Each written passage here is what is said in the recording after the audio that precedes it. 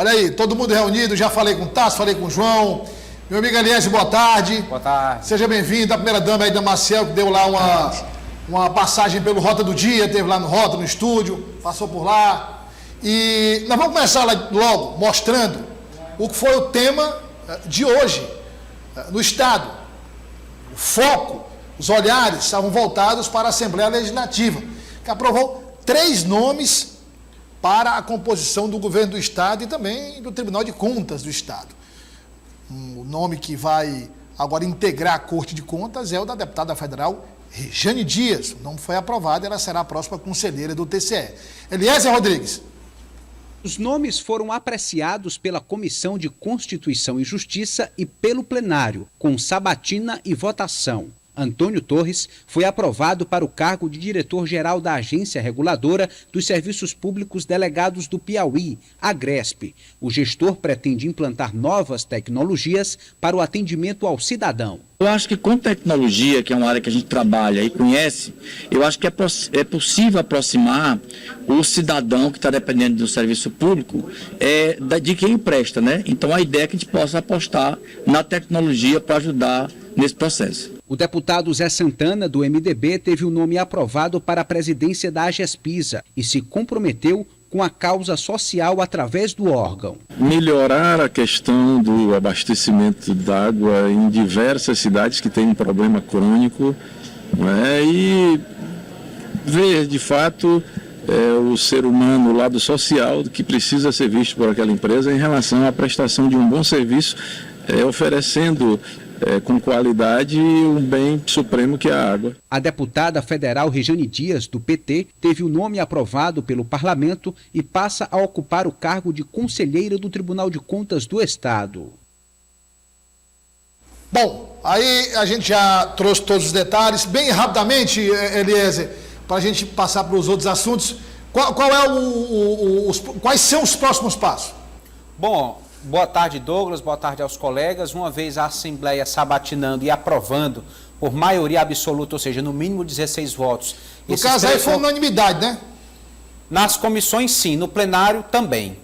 E, Douglas, agora cada instituição, no caso, a Agresp, a Agespisa e Tribunal de Contas, podem proceder com a posse desses nomes aprovados. É claro que no caso da Agresp e da Agespisa, eles terão o nome divulgados no Diário Oficial do Estado. O Tribunal de Contas deve realizar uma solenidade, inclusive bastante notável, uma solenidade bastante prestigiada, para dar posse à deputada federal Rejane Dias, neste cargo vitalício no Tribunal de Contas do Estado. E o governador do Piauí, Rafael Fonteles, participou em Brasília. Se lembra que nós falamos aqui que o presidente Lula tinha convocado uma reunião de emergência com todos os governadores do Brasil para tratar do que aconteceu em Brasília. O governador Rafael Fonteles foi a Brasília. Nós já destacamos aqui que o Piauí foi pioneiro na criação do gabinete de crise e durante a reunião emergencial do Fórum dos Governadores com o presidente Luiz Inácio Lula da Silva, o governador do Piauí participou dessa discussão e das ações que serão tomadas para evitar novos incidentes. Querido povo do Piauí, estamos aqui em Brasília para uma reunião com o presidente Lula que tivemos com os 27 estados presentes, um gesto do Fórum dos Governadores para nos solidarizarmos e colocarmos o nosso apoio total no que for necessário, no que for possível para fortalecer a democracia do nosso país. Então ontem tivemos a página mais triste da história democrática, mas hoje temos um momento único de união federativa e entre os poderes para fortalecer a democracia. Agora também estamos aqui arrasados com as cenas que vimos, né, de destruição do Palácio do Planalto e agora aqui no Supremo. Eu estive lá dentro, vou já mostrar para vocês um vídeo, né, realmente uma devastação, uma destruição. Mas como a ministra Rosa Weber disse, no dia 1º de fevereiro já teremos de volta o ano judiciário aqui funcionando nesse prédio aqui do Supremo Tribunal Federal.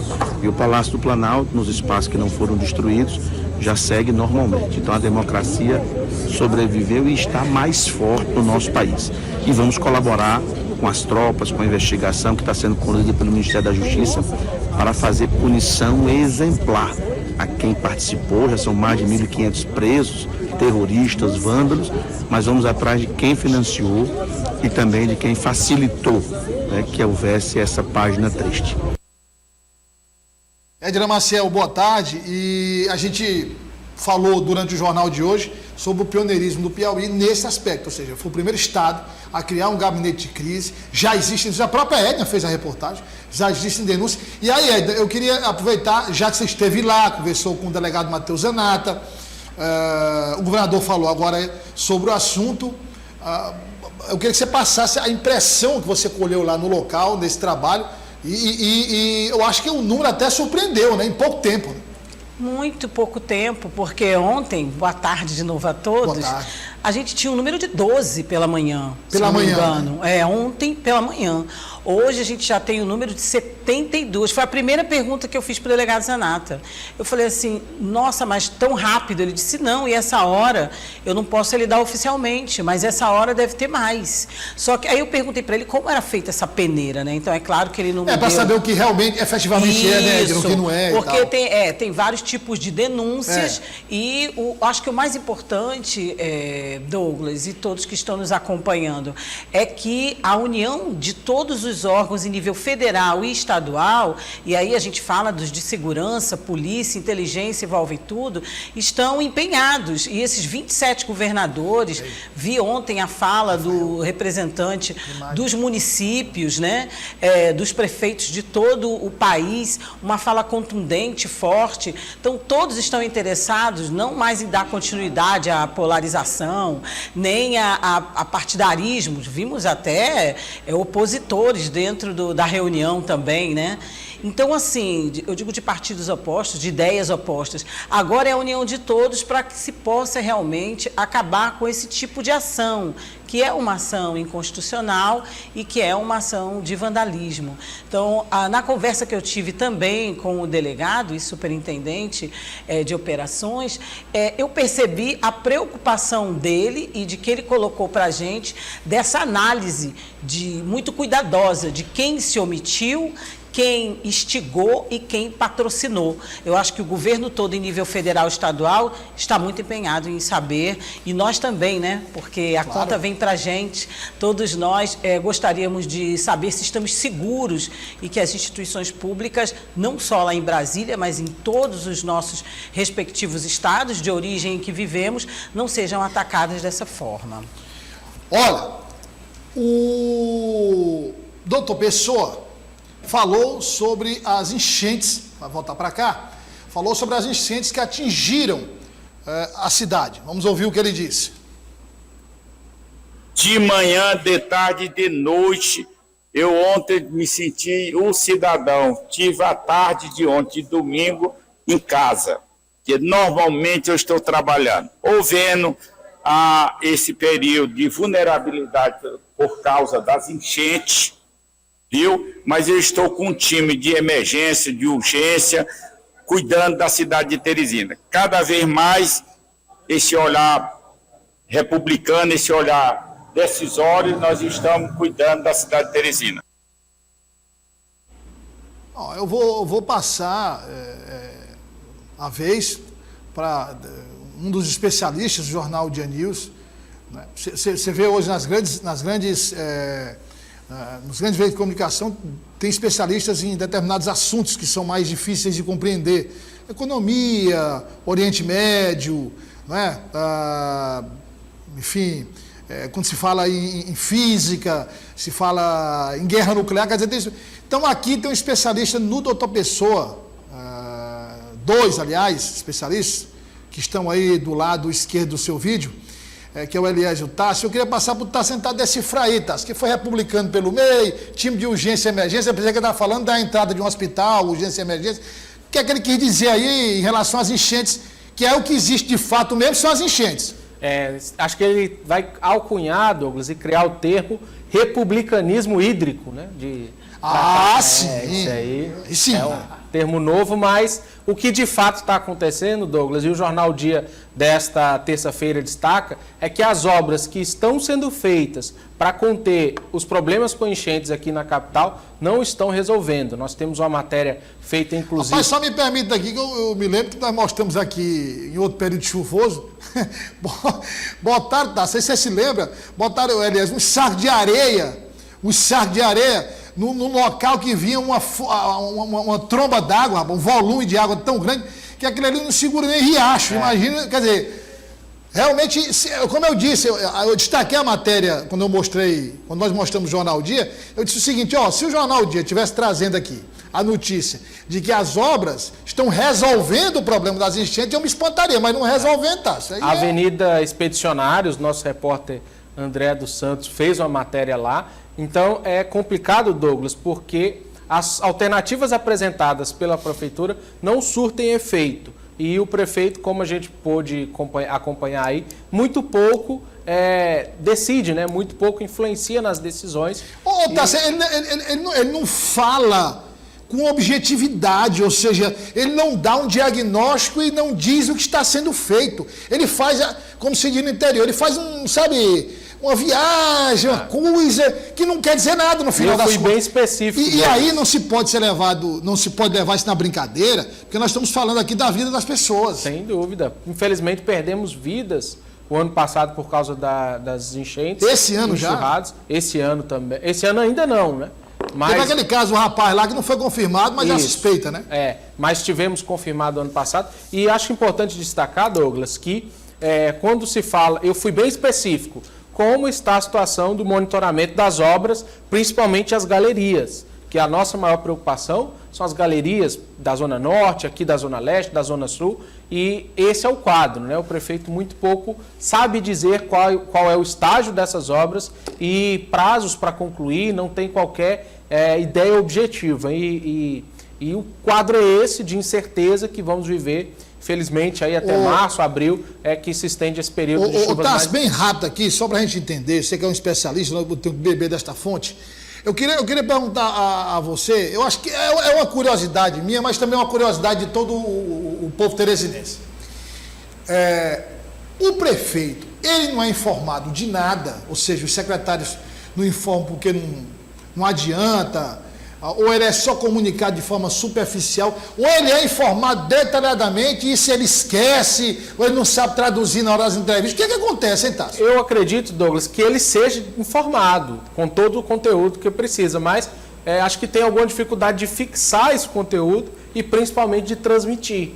Né? Então, por várias vezes, ontem mesmo ele não se lembrava sequer do nome do subprocurador que se tornará o procurador-geral do município. Então precisou dos jornalistas lembrarem o cargo, que existe o cargo de subprocurador. Então acho que é a dificuldade de assimilar e transmitir essas informações para nós, né, cidadãos que ficamos aí. Daqui a pouco ele esquece onde ele mora, né? Fica difícil esse jeito. Douglas, só em relação ainda a essa questão das enchentes, é bom lembrar que o prefeito não trata de forma séria, de forma eficiente essa questão, porque o que há, na verdade, é um improviso da própria prefeitura em tentar solucionar esses problemas. O que ocorreu aí... detalhe aí, nós não tivemos ainda, e queiramos que não ocorra, que a gente quer que não ocorra, não tivemos ainda aquelas... Não é? As grandes chuvas. As grandes chuvas, por exemplo, que as águas invadiam ali as avenidas ali do Rio Parnaíba, e é porque não chegou a esse ponto ainda. O que ocorre no caso ali da Avenida dos Expedicionários, por exemplo,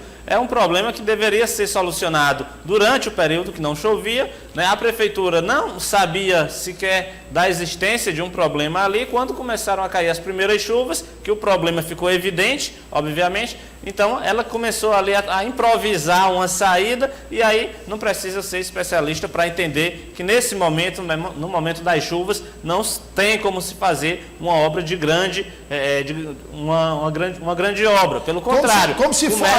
Como se fosse a primeira vez que acontecesse aquilo ali, né? Quer dizer, é incrível isso. Então só começam a tentar resolver o problema depois do caos instalado, no caso, com a chegada das chuvas, e aí, ao invés de se fazer algo planejado, se improvisa alguma saída, e o resultado é que, como é de improviso, não vai trazer solução, e aí basta uma ou duas chuvas para o problema retomar o que já existia. E eu falo da Avenida dos Expedicionários, mas poderia ser outras dezenas de pontos, inclusive a própria Avenida Presidente Kennedy ali também, bem próximo já do encontro com a João 23. Só precisa chover muito pouco. A questão das galerias, tem muitas que a prefeitura até diz, é acúmulo de lixo. Bom, se é acúmulo de lixo, é claro que a população tem a responsabilidade, mas cabe à prefeitura também fazer a limpeza nesses locais. A gente passa, as galerias, a água não tem como escoar pelas galerias, porque estão ali com muito capim, muito saco de lixo, enfim, estão entupidas, obviamente com resíduos que a prefeitura poderia, no momento certo, ter se atentado a isso e ter atuado de forma preventiva. Depois que começa a cair água no chão, aí cada um se vira como pode, porque se não tem para onde a água ir, é óbvio que ela vai procurar as casas, procurar as avenidas e ficar empoçada ali durante um bom tempo. E o que me chama a atenção é que a incompetência é tamanha que eles não conseguem nem copiar o que foi feito nas administrações anteriores. Nem isso eles fazem. Mas eu queria, bem rápido, porque o tempo está estourado ainda. Eu lembrei aí que é dia 11 de fevereiro, tem o carnaval, vai ter o curso de retorno e ainda tem mudanças aí, dizem que solicitadas pelo próprio teresinense, mas essas mudanças aí, se tiver nesse período de chuva e curso, não sei, não, é outro problema. Imagina o que é que vai ser. Outro problema. O Elias, eu queria ouvir o Elias, vou mostrar aqui o deputado Henrique Pires, não quer acordo com o doutor Pessoa não, viu? Se não quer acordo com o doutor Pessoa, o MDB vai ser protagonista na eleição municipal em Teresina. Vamos acompanhar o que disse o deputado. Nós temos que, numa época dessa, discutir exatamente o que é melhor para Teresina. Eu, graças a Deus, por onde passei, em Brasília, aqui, a gente sempre buscou trazer a melhoria para a nossa cidade, né? O PMDB será protagonista na próxima eleição, como sempre foi aqui, desde a época do Alberto Silva, do Mão Santa, lançando candidato ou apoiando, né? Doutor Pessoa teve uma oportunidade ímpar, o PMDB voltar depois de 20 anos ao poder em Teresina, a um poder no executivo, e ele saiu do partido sem avisar sequer aqueles que o tinham convidado. Então, administrativamente, os deputados estaduais, o senador Marcelo Castro, todo mundo está para ajudar Teresina. Agora, politicamente, o PMDB será ator principal no próximo ano. Daí o tempo está estourado, começar com o Elias e aí o Tasso, os dois que são da Assembleia, da Câmara, estão ali nos bastidores. Elias, começar com você. Os recados começaram a ser dados e cedo, viu, Elias? Exatamente, Douglas. Nós estamos observando um afastamento cada vez maior do MDB, partido que elegeu o doutor Pessoa, do próprio prefeito. O MDB comprovou que fez toda a diferença para a eleição de 2020 e em 2024 não quer perder esse protagonismo. Quando diz que vai ser protagonista, o partido está revelando que deve ter um nome próprio, forte, competitivo, para disputar o comando do Palácio da Cidade, contra, inclusive, o atual prefeito e, quem sabe, aliado ao governo do Estado. Doutor Pessoa caminha para o isolamento. O MDB tem uma capacidade maior de construir alianças. Me permita rápido, você falou aí, uma proximidade aí de MDB, de PT, aí realmente o negócio começa a ficar mais complicado para o atual prefeito, viu? Exatamente, o prefeito caminha para o isolamento carregando um peso muito grande de um alto índice de reprovação e impopularidade. Sabendo disso, qualquer partido com o mínimo de planejamento, percepção dos fatos, não se aproxima de doutor Pessoa. Bem rápido, Tássio. Doutor Pessoa tem feito ali, digamos, tem tentado se aproximar, bem rápido aqui, tentado se aproximar do MDB via senador Marcelo Castro. Aí eu pergunto a você, esse sentimento é um sentimento que existe hoje na maioria do MDB, em quase todo o partido, o que acabou de dizer o deputado Henrique Pires? Já que o deputado usou a analogia cinematográfica, se o MDB vai ser o ator principal, não quer o doutor Pessoa nem de coadjuvante e sequer de figurante ao seu lado. Eu acho que o partido não quer qualquer acordo com o doutor Pessoa, que tem pose de ator principal, mas na verdade é um figurante político hoje aqui na capital. Então, quer dizer, ele está aí tentando se aproximar do MDB, mas o MDB já está decidido, e aí o Elias passou a informação, a análise do Elias é perfeita, quer dizer, o MDB disse, rapaz, nós estamos aqui na base governista, com o PT, com outros partidos aqui, vem dando certo até agora, não vamos... Quer dizer, o MDB acabou de tomar uma rasteira do doutor Pessoa, vai entrar de novo nessa história, para tomar outra rasteira? De Henrique Pires demonstra uma certa mágoa ainda com o doutor Pessoa, na lógico. medida em que ele deixa claro que o MDB convidou e deu ao doutor Pessoa todas as condições de estrutura para se viabilizar candidato e depois saiu do partido sem sequer avisar quem mais lutou para a ida dele ao MDB. Quem bate esquece, quem apanha não esquece não, né? Exatamente, então há esse sentimento realmente de mágoa, de traição, e esse sentimento ele não se cura da noite para o dia. Lembrando que o ditado diz que as pessoas adoram a traição, mas não perdoam o traidor. Muito obrigado, Eliezer Rodrigues, pela presença. E muito obrigado também ao meu amigo Tássio Cruz, João Magalhães, Eda Maciel. Coloca aí rapidamente amanhã, às 6 horas, Comando Geral. Comando Geral na FM O Dia, a partir das 6 horas da manhã, FM O Dia 92,7. E a partir das 7 horas, também na O Dia TV, canal 23.1. Papo de audiência na trincheira da informação aí, Eliezer Rodrigues e toda a equipe do Comando Geral. Muito obrigado pela audiência. A você que nos acompanhou desde as 13 horas, ou você que chegou depois. Importante, como eu sempre digo, é você passar por aqui, acompanhar. O conteúdo fica disponível no Facebook do Portal Dia, no YouTube do Portal Dia e também no Portal Dia, na página do Portal Dia. Você pode rever ou pode ver quem não viu. A gente volta amanhã após o Rota do Dia. Muito obrigado pela sua audiência. Fique com Deus. Até lá.